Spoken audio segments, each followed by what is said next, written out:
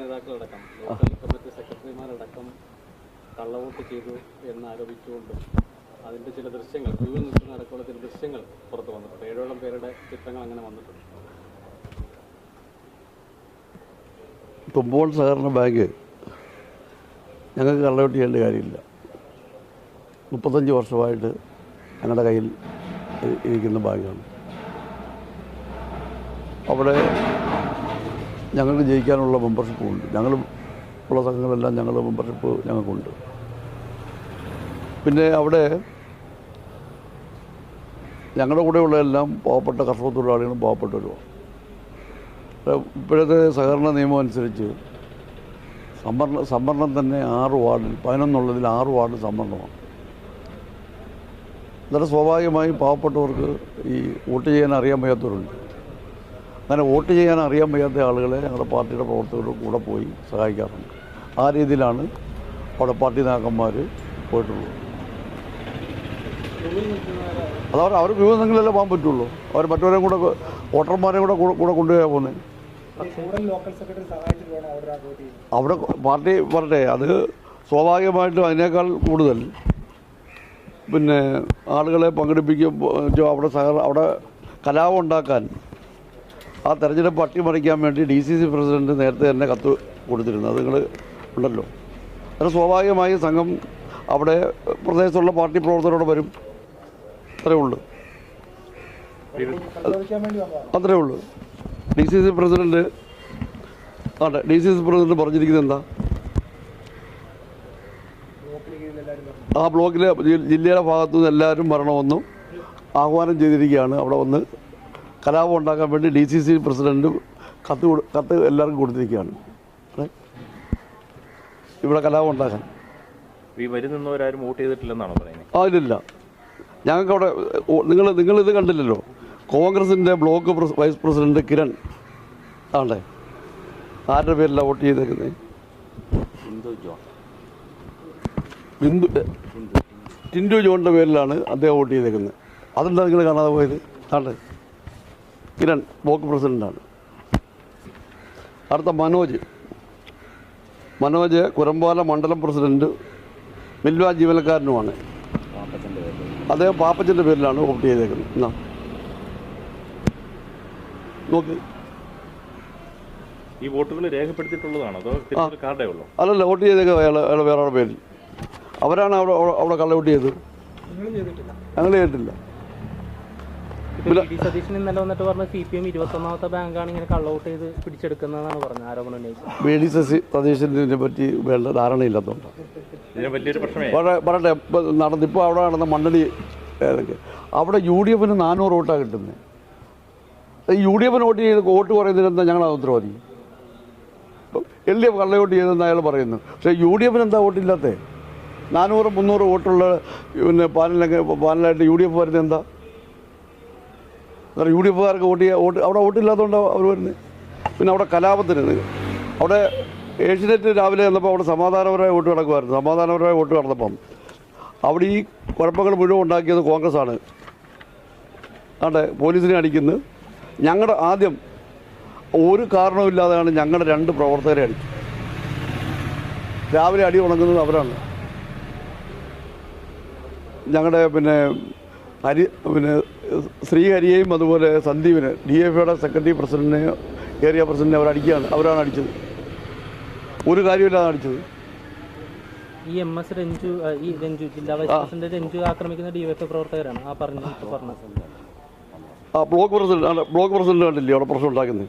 Police അടഞ്ഞിട്ട് അവർ നേരത്തെ തന്നെ അവിടെ കലാപം ഉണ്ടാക്കാനുള്ള ആസൂത്രിതമായ പരിശ്രമം നടത്തിയിട്ടുണ്ട്. രാവിലെ ഒരു കാര്യമില്ലാതാണ് ഞങ്ങളുടെ പ്രവർത്തകരെ അടിച്ചു.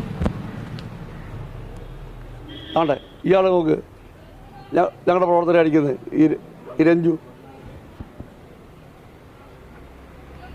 ഒരു കാര്യമില്ലാതെ അവിടെ അടിച്ചത് അവരാണ്. അവരടിച്ചിട്ട് പിന്നെ പറയുകയാണ് അവർ പോലീസിനെ അടിച്ചു. ഈ രേഖകളെല്ലാം വ്യക്തമായ രേഖകളാണുള്ളത്. ഇതിൽ മറ്റൊരു വലിയ പ്രശ്നമേ പത്തനംതിട്ടയിൽ ഒരു ബാങ്കിലുണ്ടായ ഒരു പ്രശ്നത്തെ തുടർന്ന് ഇതുവരെ സഹകരണ മേഖലയുമായി ബന്ധപ്പെട്ട് സർക്കാരിന് നൽകിയിരുന്ന പിന്തുണ, കരുവന്നൂർ വിഷയത്തിലടക്കം നൽകിയിരുന്ന പിന്തുണ പിൻവലിക്കുന്നു എന്നാണ് പ്രതിപക്ഷ നേതാവ് പറഞ്ഞത്. തുമ്പോണ്ണ ഡെപ്പോസിറ്റുകൾ പിൻവലിച്ചു തുടങ്ങി.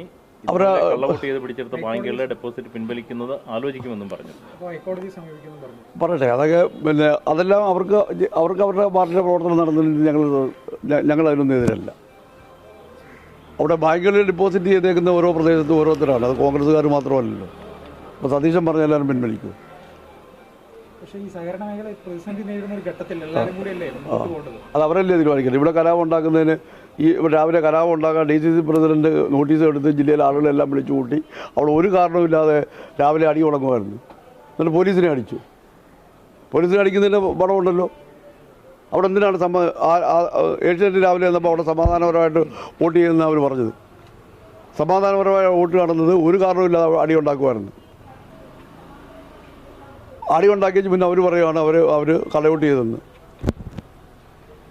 ഈ ബാങ്കുകളിലൊക്കെ നിങ്ങൾ മനസ്സിലാക്കും, അവിടെ അടവ് നടന്ന ബാങ്കുകളിലെല്ലാം 300-ഉം 400-ഉം അതിൽ പിന്നെ 4000 വോട്ടം കണ്ട് നടന്ന് പിന്നെ നെടുമണ്ണ് മാത്രമാണ് 1000 വോട്ട് കിട്ടിയത്. ബാക്കിയെല്ലാം 300-ഉം 400 വോട്ട് കിട്ടുക. എന്നിട്ട് പറയുക എന്താണ് കോൺഗ്രസ്സുകാർ വോട്ട് ചെയ്യാത്തത്? സതീശൻ കോൺഗ്രസ്സുകാരെ കൊണ്ടൊന്ന് വോട്ട് ചെയ്യിക്കുക, അവരുടെ വോട്ട് കൊണ്ട് ചെയ്യും. നമുക്ക് ഈ അവിടെ ഈ തുമ്പമണ്ണിലെയും മറ്റ് കോൺഗ്രസ്സുകാർ ഇതുപോലെ വോട്ട് ചെയ്യാൻ വേണ്ടി ക്യൂ നിൽക്കുന്ന ഫോട്ടോസോ വീഡിയോസോ എന്തെങ്കിലും അതല്ല ഇതല്ലോ. അല്ല, അതെല്ലാം പുറത്തുള്ളതും അതല്ല.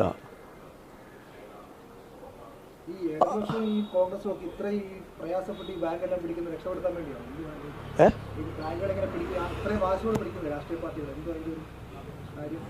ബാങ്കുകൾ ഭരിച്ചുകൊണ്ടിരിക്കുന്ന ബാങ്കുകൾ, ഞങ്ങൾ ഭരിക്കുന്ന ബാങ്കുകൾ ഞങ്ങൾ പിടിക്കാനൊന്നും പോയില്ല. പറയട്ടെ, ഞങ്ങൾ UDFന്റെ കയ്യിരിക്കുന്ന ഒരു ബാങ്കും പിടിക്കാൻ ഇപ്പോൾ പോയിട്ടില്ല. ഇപ്പം ഞങ്ങൾ ഭരിക്കുന്ന ബാങ്ക് മാത്രമേ ഉള്ളൂ.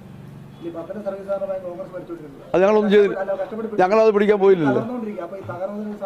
അത് അവ എല്ലാവരോടും ആലോചിക്കേണ്ടതാണ്. ഞങ്ങളൊരു ബാങ്കിൻ്റെ പറയട്ടെ, പത്തനംതിട്ട ബാങ്ക് തന്നെ പ്രതിസന്ധിയായപ്പോൾ ഞങ്ങളൊരു ബാങ്കിൻ്റെ മുന്നേ സന്ധ്യാഗ്രത പോയില്ല. അപ്പോൾ പഴവങ്ങാടി ബാങ്ക് ഞങ്ങളവിടെ മത്സരിക്കണമെന്ന് തന്നെ പിന്നെ ആലോചിക്കുന്നില്ല. അന്നേരം അവരാണ് ആലോചിക്കുന്നത്. ഞങ്ങളവിടെ പിന്നെ കോൺഗ്രസ് ഭരിക്കുന്ന ഒരു ബാങ്കിലും പ്രശ്നം ഉണ്ടാകാൻ പോകുന്നില്ല. സഹകരണ മേഖല തകർന്ന ഏറ്റവും കൂടുതൽ ബാധിക്കാത്ത ജനങ്ങളെയാണ്. ഒരു സമാജത്തിലേക്ക് എത്തും. മൈലപ്പറയെന്ന് മൈലപ്പറയെന്ന് പറയുന്നത്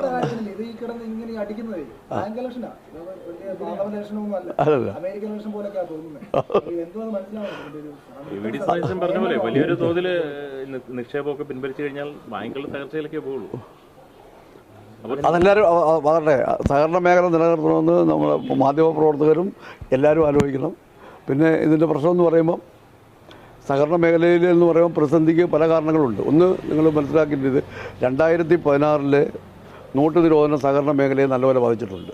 എന്ന് വെച്ചാൽ 1 ലക്ഷം രൂപ വിലയുണ്ടായിരുന്ന വസ്തു അവർ പിന്നെ വാല്യുവേഷൻ വരുമ്പോൾ 1 ലക്ഷം രൂപയ്ക്ക് 50,000 രൂപ ലോൺ കൊടുത്തു.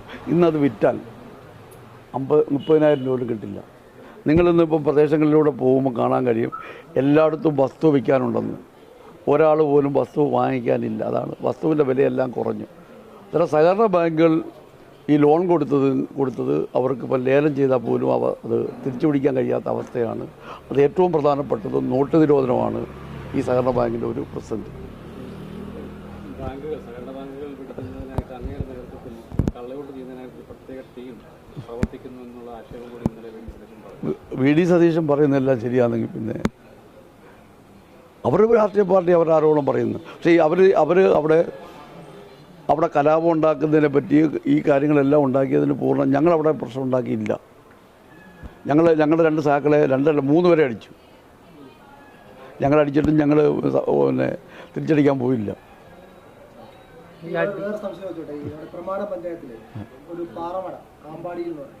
ഈ പാറമടയിൽ നമ്മൾ ഏഷ്യാനെറ്റ് വാർത്തകൾ ചെന്നപ്പോൾ ഈ ബ്രാഞ്ച് സെക്രട്ടറി ഉൾപ്പെടെ നമ്മളോട് പരസ്യമായിട്ട് പ്രതികരിക്കുകയാണ്. ഞങ്ങൾ 4 ബ്രാഞ്ചിലുള്ള ആളുകളെല്ലാവരും പ്രസ്ഥാനമായിട്ട് മാറി നിൽക്കുകയാണ്.